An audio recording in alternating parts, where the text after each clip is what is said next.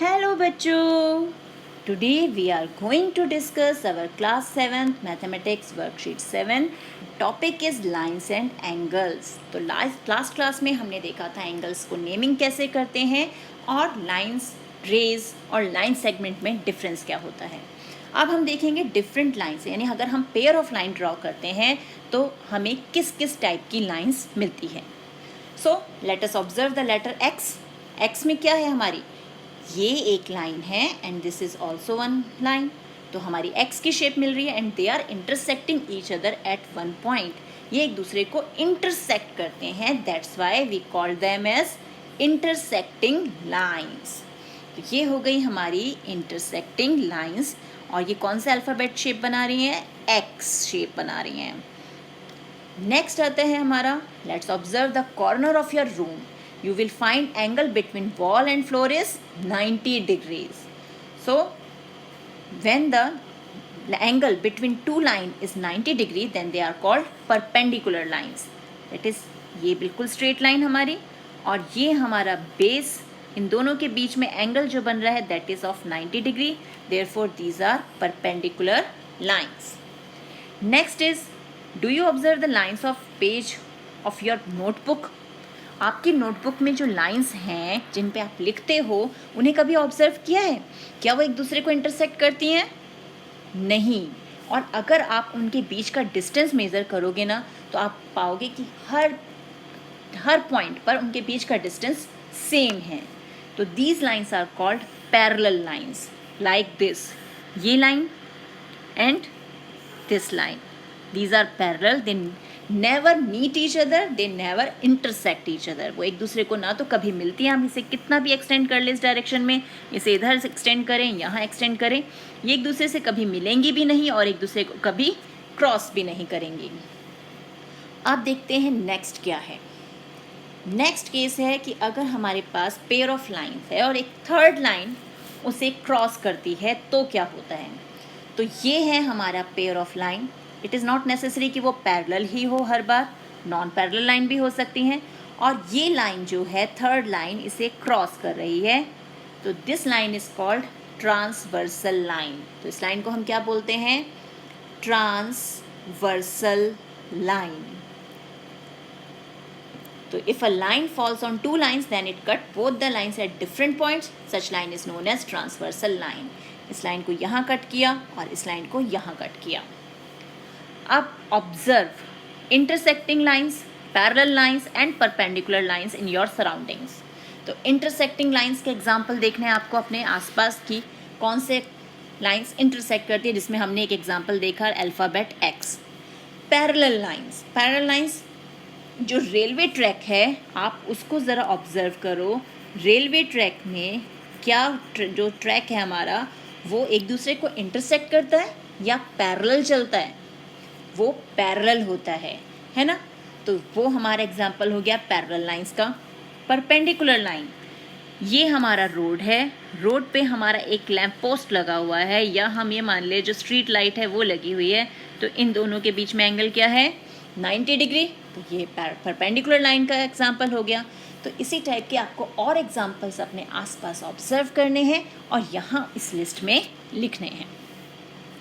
Next आ गए हमारा parallel lines cut by transversal line. तो ऊपर तो हमने देखा था नॉन पैरेलल लाइंस थी, अब हम पैरेलल लाइंस की बात कर रहे हैं. ये हमारी पैरेलल लाइन है जिसको ट्रांसवर्सल लाइन इंटरसेक्ट कर रही है. तो हर केस में क्या है, यहाँ हमारे पास बन रहा है अल्फ़ाबेट एफ. ये अल्फ़ाबेट एफ बन गया, यहाँ बन गया अल्फ़ाबेट जेड. और ये है जहाँ पैरेलल नहीं है लाइन और अल्फ़ाबेट बन रहा है एक्स. तो हर केस में हमें एंगल्स मिलेंगे, डिफरेंट एंगल्स. जैसे अब एफ की शेप में यहाँ ये एंगल लाइन के ऊपर है, तो यहाँ ये एंगल लाइन के ऊपर है. यहाँ ये एंगल लाइन के नीचे है, तो ये लाइन के नीचे है. यहाँ ये लेफ्ट हैंड साइड पर ऊपर है, तो ये भी लेफ्ट हैंड साइड पर ऊपर है. ये लेफ्ट हैंड साइड में लाइन के नीचे है, ये भी लेफ्ट हैंड साइड पे लाइन के नीचे है. तो these angles are on the same position and in the same condition. These are called corresponding angles. तो इन्हें हम क्या कहते हैं, कॉरस्पॉन्डिंग एंगल्स. और इनके जो मेजरमेंट होते हैं वो इक्वल होते हैं. अब एफ शेप में हम एक चीज़ और देखें, ये एंगल और ये एंगल ट्रांसवर्सल लाइन के सेम साइड पर है, यानी राइट हैंड साइड पर. Similarly this angle and this angle, ये हमारे दोनों एंगल ट्रांसवर्सल लाइन के लेफ्ट साइड पर है और इंटीरियर एंगल से, क्योंकि इनसाइड द लाइन, लाइंस के अंदर हैं, ये लाइन के बाहर तो नहीं है ना. तो इनका सम जो है वो होता है 180 degree. So sum of the interior angles on the same side of transversal line is 180 degrees. अब आ गए हम Z शेप में. Z शेप में जो एंगल्स बन रहे हैं, these are called alternate interior angles. और ऑल्टरनेट इंटीरियर एंगल्स, अगर हम एंगल 1 कहें और एंगल 2, तो angle 1 is equal to angle 2. किस केस में? अगर ये लाइंस पैरेलल हैं तो. अगर लाइंस पैरेलल नहीं हैं ये, तो ये एंगल्स इक्वल नहीं होंगे. सिमिलरली अगर इस एंगल को हम नेम 3 करें और इसे 4 करें, then angle 3 is equal to angle 4. Now comes to alphabet X. अब यहाँ हमारे पास एक एंगल ये और एक एंगल X ये. तो ये है वर्टिकली अपोजिट, एक दूसरे के बिल्कुल अपोजिट एंगल्स हैं ये. तो इन्हें हम बोलते हैं वर्टिकली अपोजिट एंगल्स, और these are equal to each other. ये दोनों एक दूसरे के इक्वल होते हैं. सिमिलरली ये एंगल और ये एंगल भी वर्टिकली अपोजिट हैं और इक्वल हैं. तो ये हो गए हमारे डिफरेंट टाइप्स ऑफ एंगल्स. अब देखते हैं इससे related questions. So question 1, in the figure, ये हमें फिगर दी है, हमें ढूंढने हैं क्या क्या? Pair of corresponding angles, vertically opposite angles and so on. तो pair of corresponding angles, same position same condition. So angle 1 angle 5, तो एंगल 1 एंड एंगल 5 हो गया हमारे पास. फिर एंगल 4 एंगल 8, तो ये भी ऊपर है, एंगल 4 एंगल 8.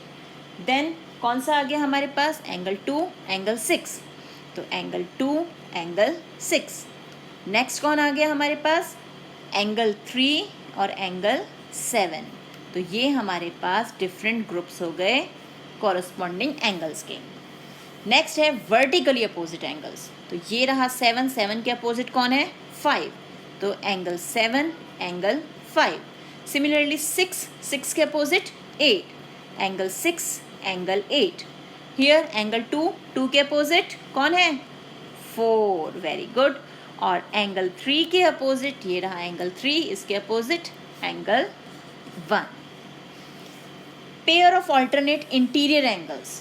तो ऑल्टरनेट इंटीरियर एंगल्स 2, 2 के लिए 8, Z शेप बनानी है ना, 2 and 8. Similarly 3 and 5, angle 3 and 5. तो ये हमारा ग्रुप बन गया.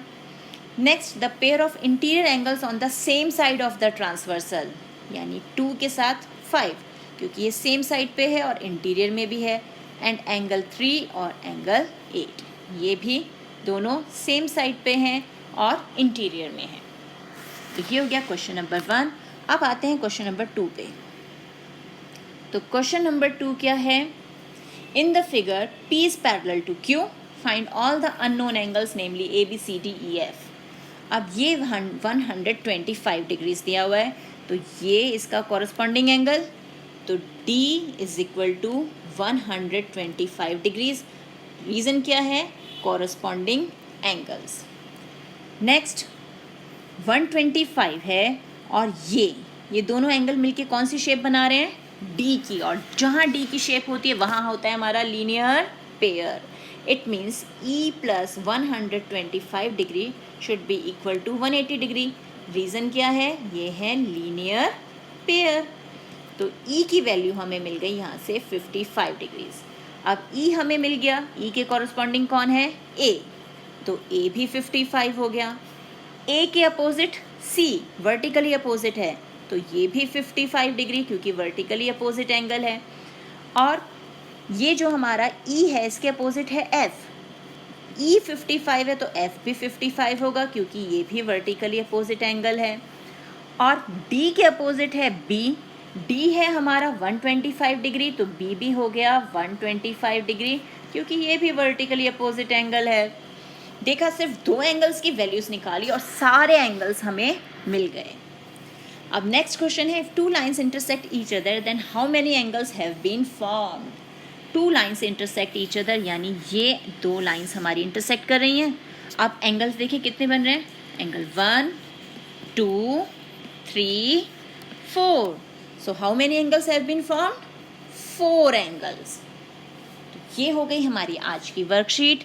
मिलते हैं एक और वीडियो में, तब तक keep practicing and enjoy math.